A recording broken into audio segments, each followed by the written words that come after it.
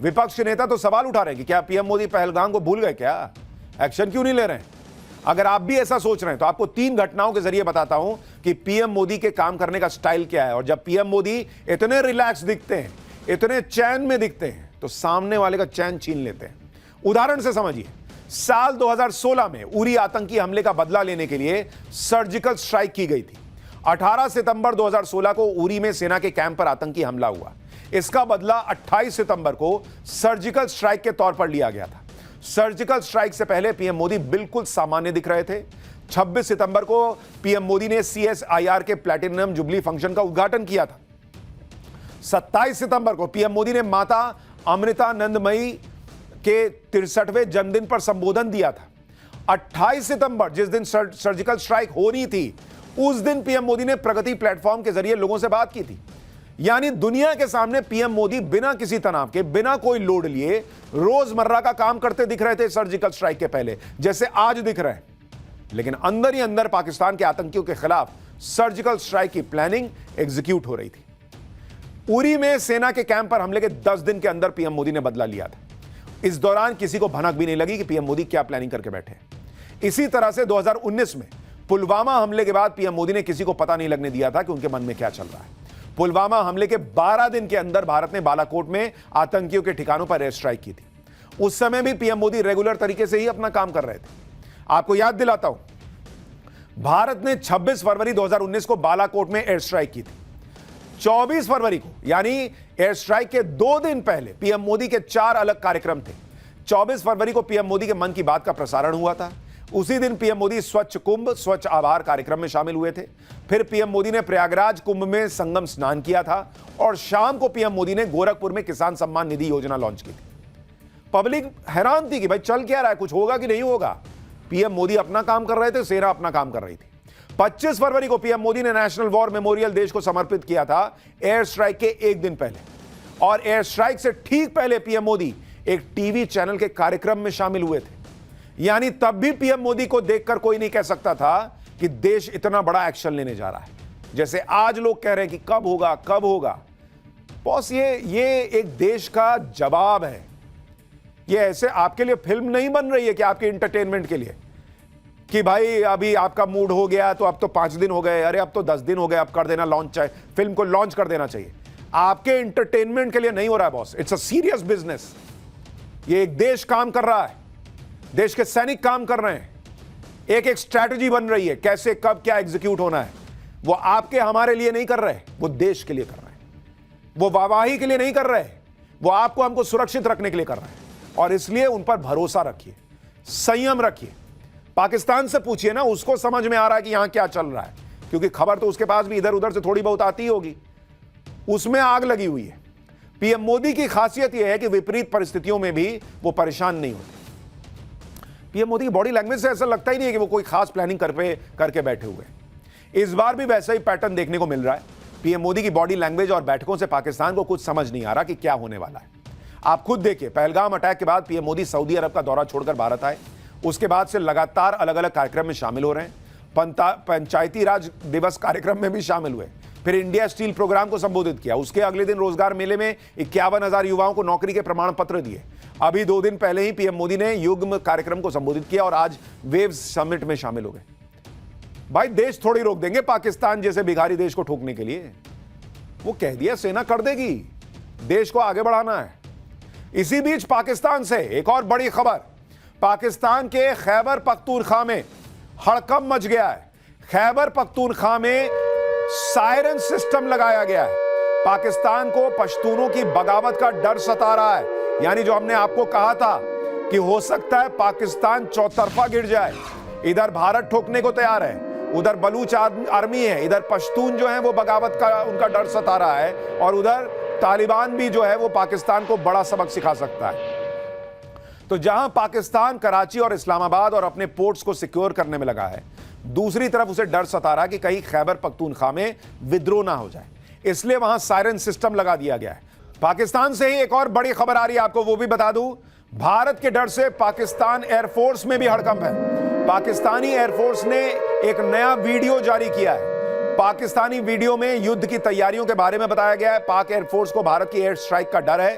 भारत के राफेल विमानों से पाकिस्तान की नींद उड़ी हुई है, इसलिए अब उसने, हालांकि कल हमने आपको बताया था कि कैसे बचकाने वीडियो बना रहा है, वीडियो गेम के जो है फुटेजेस लगा के दिखा रहा है कि हम तैयार हैं, लेकिन अब वो है नई नई चीजें करके अपने आप को तैयार दिखाने का प्रयास कर रहा है आतंकवाद पर। इस बीच असदुद्दीन ओवैसी का बड़ा बयान आ गया है।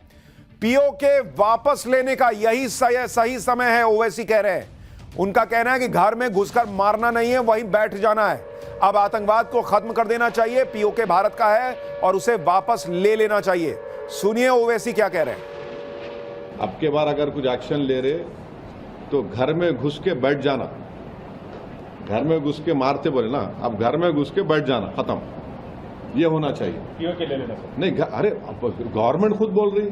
एक बात सुनिए, पीओके नहीं, पीओके का रेजोल्यूशन है पार्लियामेंट का, भारत की पार्लियामेंट का रेजोल्यूशन है, वो भारत का है बोल के। तो बीजेपी क्या बोलती, घर में घुस के बोले, डैश डैश बोले, हम बोले घर में घुस के बैठ जाओ आप। ये खत्म होना है टेररिज्म, जो बार बार हर थोड़े दिन को जो टेररिज्म होता है। आप देखिए बॉस, पिछले कुछ दिनों से ओवैसी कैसे पाकिस्तान को आईना दिखा रहे हैं, कैसे चीन जो है वो पाकिस्तान के या वहां जो उइगर मुसलमान है वो पाकिस्तान चीन का साथ देता है। उन्होंने कहा कि चीन अपने यहां मुसलमानों को सूअर का मांस खिलाता है, तब क्यों उनके साथ दोस्ती करते हो तुम। और आज उन्होंने कह दिया कि भाई पीओके ले लो, बैठ जाओ वहीं, अब स्ट्राइक करके वापस आ जाने की बात नहीं है, वो कब्जा लो। आप सोचिए भाई, हमारे यहां सिद्धारमैया जैसे नेता हैं जो कहते हैं पाकिस्तान से युद्ध करने की जरूरत नहीं है, ओवैसी कह रहे हैं कि भाई जाओ ठोको और वहीं रुक जाओ, अब हो गया खत्म। पाकिस्तान के प्रधानमंत्री शहबाज शरीफ की नींद इसलिए भी उड़ी हुई है, पाकिस्तानियों को कुछ समझ में नहीं आ रहा, इसलिए पाकिस्तान अलग अलग फैसले ले रहा है। जैसे पाकिस्तान ने अपने राष्ट्रीय सुरक्षा सलाहकार को बदल दिया है, खुफिया एजेंसी आईएसआई के चीफ को नया एनएसए बना दिया गया है। नए एनएसए यानी जो अपने यहां अजीत डोभाल की भूमिका है, वैसे वहां एनएसए है, नेशनल सिक्योरिटी एडवाइजर। उसका नाम जो है ऐलान पाकिस्तान ने आधी रात को किया। आईएसआई चीफ असीम मलिक पाकिस्तान के नए एनएसए बना दिए गए। यानी आप सोचिए वहां सिक्योरिटी का क्या हाल होगा। यहां युद्ध जैसी स्थिति बन रही है, रात में वहां एनएसए चेंज किया जा रहा है। यह तो उनकी तैयारी का हाल है कि आधी रात को एनएसए बदल रहा है वहां। कभी पाकिस्तानी मंत्री आधी रात को प्रेस कॉन्फ्रेंस करके रो रहे हैं कि भाई भारत हमला कर देगा, कभी आधी रात को एनएसए बदल रहे हैं। भाई इनका चेक करो, ये आधी रात डायपर ना बदल रहे हो, इनकी ये हालत है। पाकिस्तान को लग रहा है कि एनएसए बदलकर आधी रात को प्रेस कॉन्फ्रेंस करके या दुनिया भर के देशों के सामने गिड़गिड़ा कर वो भारत से बच जाएगा। भाई दाल में काला है, पीला है, नीला है, तुम छांट लेना बाद में जब हम टुक के चले जाएंगे। और पाकिस्तान की हालत देखिए भारत ने क्या कर दी है। अभी बम गिराया नहीं है, लेकिन पाकिस्तान की धज्जियां उड़नी शुरू हो गई है। देखिए पाकिस्तान इसलिए भी अलबलाया हुआ है क्योंकि पाकिस्तान खुद जानता है कि अगर युद्ध छिड़ गया तो वो भारत के सामने ज्यादा दिन टिकेगा नहीं, क्योंकि पाकिस्तान की जेब में न तो युद्ध का भारी भरकम खर्च उठाने के लिए पैसे हैं और न ही अपने हथियारों और सेना को वॉर फ्रंट तक पहुंचाने के लिए डीजल तक मौजूद है। यूरेशियन टाइम्स की एक रिपोर्ट आई है, उसके मुताबिक जुलाई 2023 में पाकिस्तान ने पूरे साल के लिए सभी युद्धाभ्यास रोक दिए थे। उसकी वजह थी कि रिजर्व फ्यूल और लुब्रिकेंट्स की कमी। इसी तरह साल 2022 में पाकिस्तान ने फ्यूल बचाने के लिए, तेल बचाने के लिए शुक्रवार को ड्राई डे घोषित कर दिया था। इस दिन सरकारी गाड़ियां सिर्फ इमरजेंसी में चलती थी। साल 2022-23 में लगातार गिर रही इकोनॉमी की वजह से पाकिस्तान का डिफेंस बजट 4% घटाना पड़ा था। फरवरी 2021 में पाकिस्तानी आर्मी के तत्कालीन चीफ कमर बाजवा ने मीडिया के सामने यह खुद माना था कि पाकिस्तानी आर्मी के टैंक और गाड़ियां जंग खा चुके हैं और उनकी सेना के पास जंग लड़ने के लिए पर्याप्त खाने का भंडार भी नहीं है। रिपोर्ट में यह भी दावा किया गया है कि फरवरी 2021 में पाकिस्तान की फायरिंग में भारी खर्च हो रहा है, जिसकी वजह से भारत के साथ सीज फायर एग्रीमेंट करने को वो मजबूर हुआ था। यानी आप सोचिए कि पाकिस्तान की हालत यह है कि उसके पास पैसा ही नहीं है भाई, वो क्या करेगा, कहां से लाएगा, कहां से लड़ेगा। बोलने को तो बोलने में खर्चा नहीं लगता है, बड़बड़ करके बोल दो, उल्टी कर दो, लेकिन भाई टैंक को चलाना, टैंक को इधर से उधर ले जाना, सैनिकों को ले जाना, प्लेन उड़ाना, खर्चा लगता है, पैसा खर्चा करना पड़ता है। ये दूसरे देशों से पैसा मांग के देश चला रहा है पाकिस्तान। उनको क्या जवाब देगा कि हम युद्ध लड़ने के लिए तुमसे पैसा लिए थे। पाकिस्तान की कंगाली सबको पता है, इसके बावजूद पाकिस्तान बौखलाहट में ऐसे ऐसे फैसले कर रहा है जो फैसले खुद अपने पैर पर कुल्हाड़ी मारने जैसे। पाकिस्तान ने पहलगाम आतंकी हमले के बाद भारतीय विमानों के लिए अपना एयर स्पेस बंद किया, जिससे भारत के एविएशन सेक्टर को नुकसान पहुंचाने की कोशिश की गई। हालांकि यह कदम पाकिस्तान के लिए ही घाटे का सौदा साबित होने वाला है। उसे भारी आर्थिक नुकसान उठाना पड़ेगा, क्योंकि इससे पहले भी ऐसा हो चुका है। फरवरी 2019 के पुलवामा हमले के बाद भी पाकिस्तान ने एयर स्पेस बंद कर दिया था, जिससे पाकिस्तान को करीब 851 करोड़ रुपए का नुकसान हुआ था। तब रोजाना करीब 400 उड़ानें प्रभावित हो रही थी, जिससे पाकिस्तान को बड़ा आर्थिक झटका लगा था। एक बोइंग विमान के उड़ान से पाकिस्तान को करीब 50,000 रुपए की आमदनी होती थी। बड़े विमानों के लिए यह शुल्क और ज्यादा होता है। सिर्फ ओवरफ्लाइट फीस से पाकिस्तान को रोज करीब 2 करोड़ रुपए का नुकसान हो रहा था। लैंडिंग, पार्किंग का शुल्क मिलाकर यह आंकड़ा करीब 2.5 करोड़ रुपए प्रतिदिन तक पहुंच गया था। पीआईए को अंतर्राष्ट्रीय रूट्स बंद होने और घरेलू रूट्स के समय बढ़ने से रोज करीब 4 करोड़ रुपए का नुकसान तब हुआ था। सीएए और पीआईए दोनों को मिलाकर पाकिस्तान को कुल 6.5 करोड़ रुपए रोज का नुकसान होता था, रोज का। अब भारत ने जैसे को तैसा वाला जवाब देते हुए पाकिस्तानी विमानों के लिए भारतीय एयर स्पेस को बंद कर दिया, जिससे पाकिस्तान को और नुकसान होने वाला है। क्योंकि अब तक के हवाई रूट के मुताबिक पाकिस्तान के जिन विमानों को इस्लामाबाद से मलेशिया की राजधानी कुआलालंपुर पहुंचने के लिए 5.5 घंटे लगते थे, अब पाकिस्तान के उन्हीं विमानों को नए रूट से कुआलालंपुर पहुंचने में 8.5 घंटे लगेंगे, यानी पहले की तुलना में 3 घंटे ज्यादा। अगर उड़ान का वक्त लंबा होगा तो खर्च भी बढ़ेगा, टिकट भी महंगा होगा, जिसकी मार पाकिस्तान पर पड़नी तय है। सिर्फ इतना ही नहीं, पाकिस्तान को और भी गहरी चोट मिलने वाली है। सिर्फ एयर स्पेस नहीं, दूसरे कारोबार को भी बंद करके भारत ने पाकिस्तान को बड़ा नुकसान ऑलरेडी कर दिया है।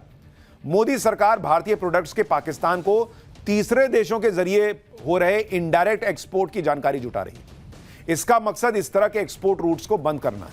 मतलब मेरा सामान हम तो तुमको नहीं देंगे, कोई तीसरा भी तुमको नहीं देगा।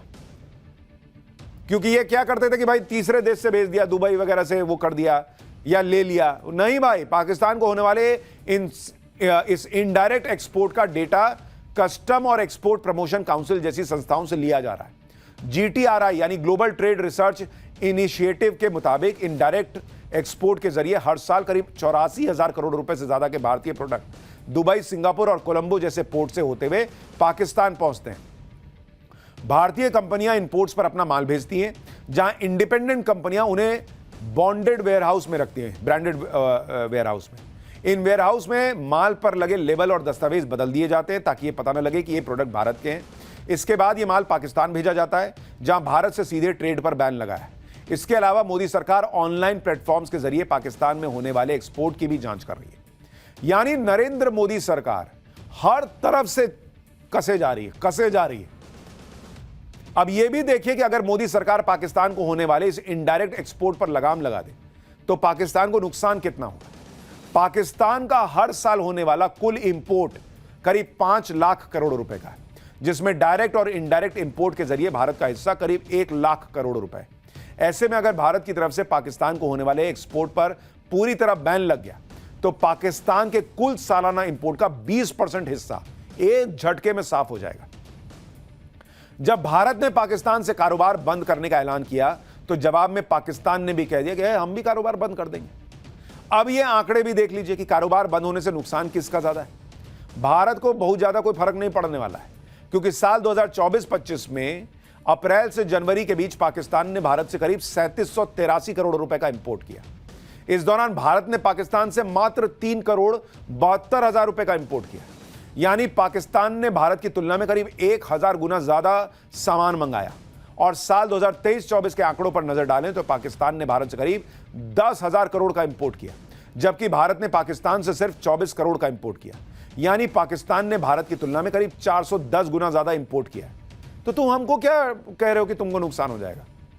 अपना देखो ना यार, तुम मंगाओगे कहां से सामान अगर हमने नहीं दिया, और सस्ता कहां से मंगाओगे? बाप बाप करोगे तुम।